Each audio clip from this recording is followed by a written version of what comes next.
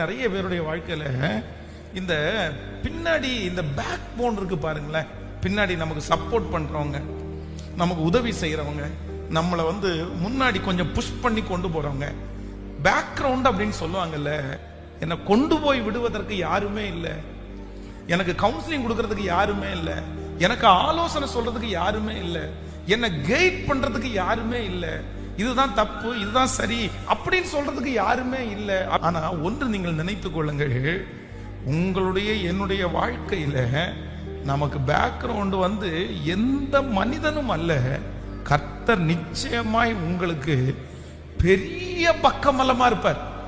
யாரெல்லாம் உங்களுடைய பிள்ளைகளுக்கும் உங்களுக்கும் பின்னணி சப்போர்ட் பண்றவங்க, தூக்கி விடுறவங்க, தட்டி கொடுக்கறவங்க, ஆரம்பிச்சு கொடுக்கறவங்க இல்லைன்னு நினைக்கிறீங்களோ, நான் நம்புறேன் அவங்க வேண்டாம். நான் நம்புறேன் உங்க பிள்ளைகளுக்கு யார் இருக்கா அப்படின்னா, கர்த்தர் கட்டளையிட காரியம் கண்டிப்பாக வாய்க்கும்.